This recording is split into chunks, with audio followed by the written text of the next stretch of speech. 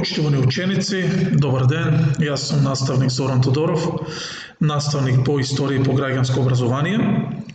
И денеска, повторно ќе се потрудам со помош на ново видео да им помогнам на учениците од 6 поделение да совладаат нова наставна содржина, бидејќи завршува периодот на праисторијата, започнува периодот на историјата, со тоа започнуваме нова тема, па така денеска ќе работиме за најстарите цивилизации во светот.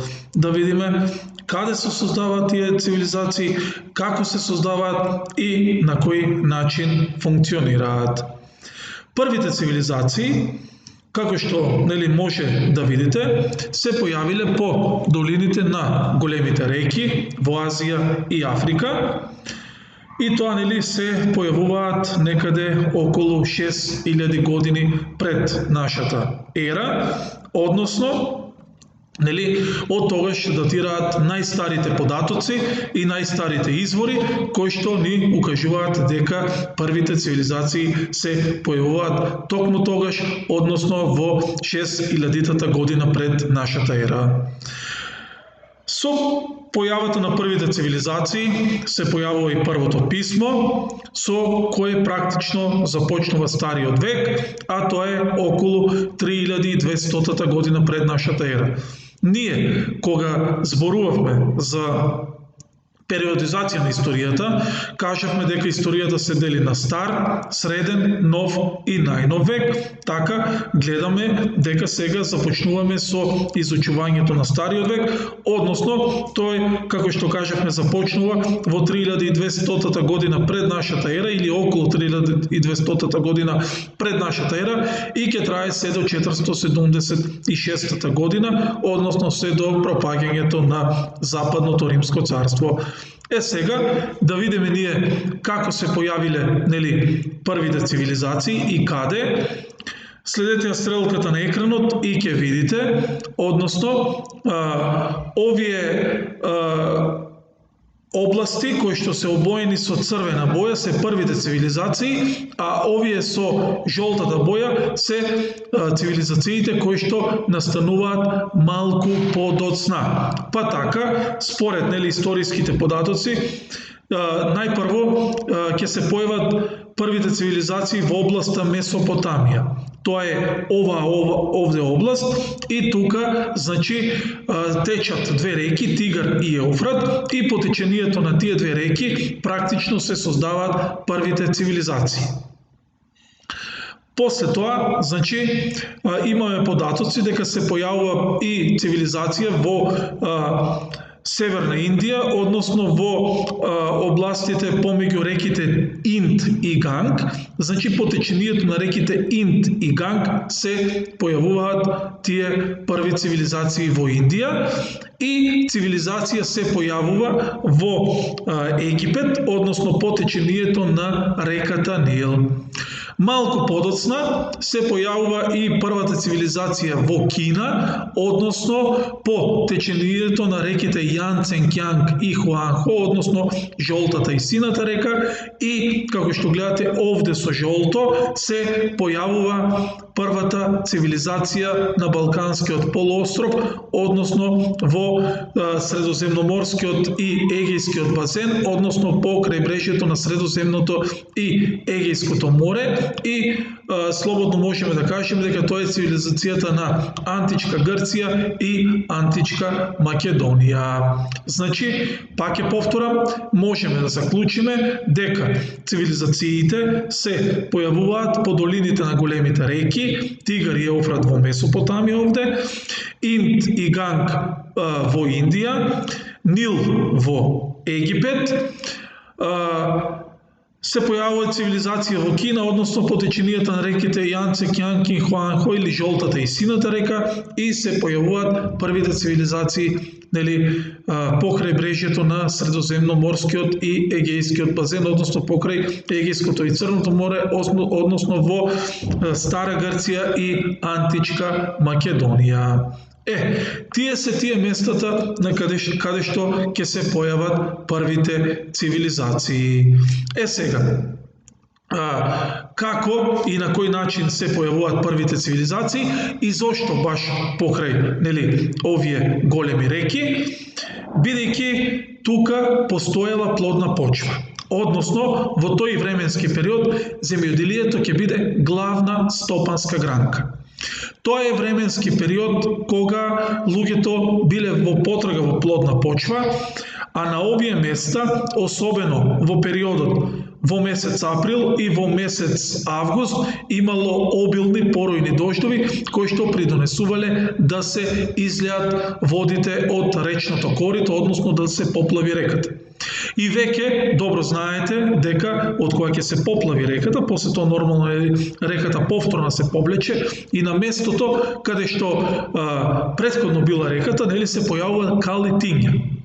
По исушувањето на таа кал и тиња, сега практично се создава супер плодна почва која што била многу попогодна за обработка отколку другите почви. И затоа тука луѓето се населуваат и ги создаваат првите цивилизации. Како ќе го дефинираме поимот цивилизација? Цивилизација е фактички организиран начин на живот, каде што луѓето заедно се трудат да ги решат нивните проблеми и цивилизација е место каде што веќе се појавува првиот урбан начин на живот. Тоа значи дека немаме сега примитивен начин на живот, туку луѓето размислуваат како да донесат водоводна мрежа, да создадат одводи, односно канализациони системи, како подобро да ги наводнуваат своите плодни површини, што значи дека луѓето се организираат и го зголемуваат степенот на секојдневниот живот. Така и на таков начин се појавуваат првите цивилизации. Сега, логично е да се постои прашањето, ќе се повлече водата.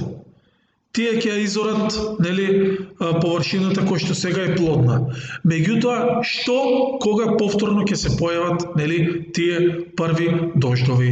Затоа луѓето размислувале како да се заштитат од поплави, меѓутоа и како правилно да ја искористат водата за наводнување. Затоа тие ги создале така наречените иригациони системи, односно системи за редовно наводнување и одводнување на почвата. Сега, зошто одводнување? Бидејќи тие барале начин и како побрзо да ја исцрпат водата која што може да се излее од речните корита. Како тие ќе се спасат од овие, да кажем, работи, кои што тешко се контролираат, затоа тие, односно луѓето од првите цивилизацијски заедници решиле дека треба да градат брани, односно сватиле дека треба да градат брани, насипи, канали и базени. И пак ќе повторам, овие иригациони системи служиле да ги заштитат луѓето од поплави и да ја задржат водата со цел подобро да се наводнува почвата. Така, браните служиле водата да си стои тука и по потреба да се наводнува, насипите исто така служиле за да не дојде до поплавување, каналите пак знаете дека служиле за да се однесе водата до местата каде што е потребно наводнување и базените исто така овозможувале акумулирање или зголемување на водата. Еве отприлика како изгледа тие иригациони системи, односно гледате овде имаме канали кои што гледате луѓето како копаат канал и како тој канал придонесува водата да оди до местата каде што таа е потребна. Во исто време имате и насипи, овие насипи па служат да не го достигне нивото на водата до овде и да не се поплави, односно штитат од поплавување. Исто така гледате на оваа страна како луѓето со помош на овие иригациони системи успеваат да посадат житни култури кои што служат не само за нахранување на човекот, туку и на стоката. Со тоа деца се зголемува ите како квалитетот на живот кај луѓето. Во исто време, значи, тука пловеле кајчиња, бродчиња, кои што, значи, овозможуваат пак и одредена трговија помеѓу луѓето во овој временски период. Значи, можеме да заклучиме ите какво влијание имала водата во овој временски период, бидејќи без контролирање на водата, без користењето на водата не можело да се постигнат сите овие работи кои што ние ги споменавме, а сите овие работи доведуваат до така наречен вишок на храна. Сега не е како во праисторијата луѓето да се борат да произведат храна за да преживеат, сега храна може да има доволно благодарение на сите овие работи кои што, нели, ги кажавме. Ете како, нели, изгледа од прилика обработката на овие житни култури. Значи, гледате, од жнеење до ситнење на житото, до собирање на сламата, овде се чукат, значи прво овој човек овде го чука житото, после овој го сее на жито, со помош на стоката, значи се овозможува сета ова обработка за која што ние сега зборуваме. Често покрај овие, да кажам, места се граделе и населби и така, нели, никнуваат првите цивилизацијски населби кои во иднина ќе прераснат во градови. И тука имате, гледате како се ора почвата. Имате, например, орање со стока и гледате како и на кој начин сето тоа се изведува. Гледате по страната имате насипи кои што помагаат да не дојде до поплавување, исто така затоа, нели, се градат и овие ѕидови. Се надевам дека имате визуелна представа за ова. Ви кажав дека се создаваат и првите градови, ова е една макета на градот Бабилон и може да видиме што значи прва цивилизација. Гледате, тоа е многу далеку од праисторискиот живот, од животот на луѓето во пештери, во земјанки, во наколни живеалишта. Гледате, сега се градат тврди градби, меѓутоа се градат и ѕидини кои што возможуваат заштита на градот, меѓутоа исто така се градат и навистина импресивни градби. Ова тука кај што е стрелката е Бабилонската кула, една од најпознатите градби во Стариот век.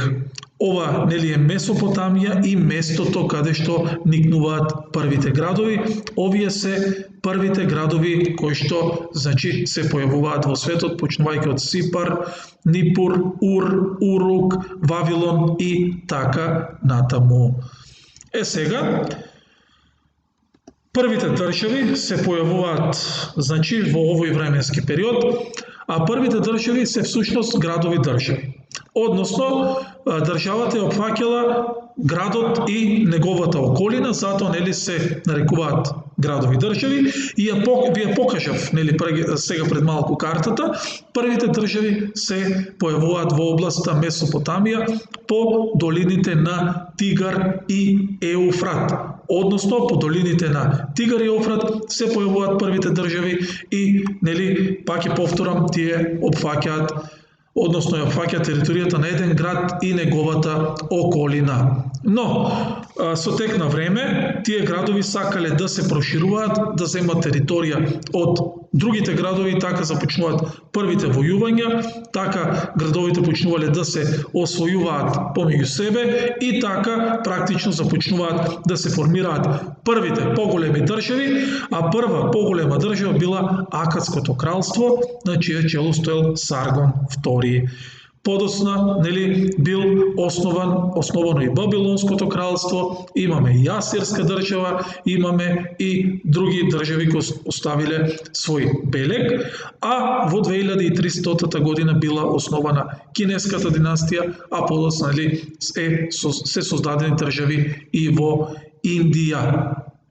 Сега, треба да знаете, кога се создаваат сите овие држави, практично доаѓа до војување, до војни.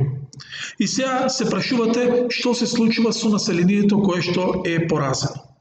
Населението кое што е поразено не е целото убиено, туку еден дел од нив се заробуваат и тие се приморани да работат за луѓето кои што ги победиле, односно стануваат нивни робови. И така се создава робовладетелското уредување.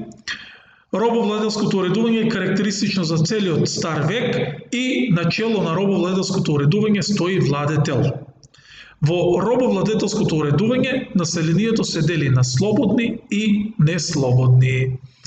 Во слободните луѓе спаѓаат најблиските соработници на кралот, односно тоа се службениците, свештениците и војската, а во слободните исто така спаѓаат и занаечиите, трговците и селаните.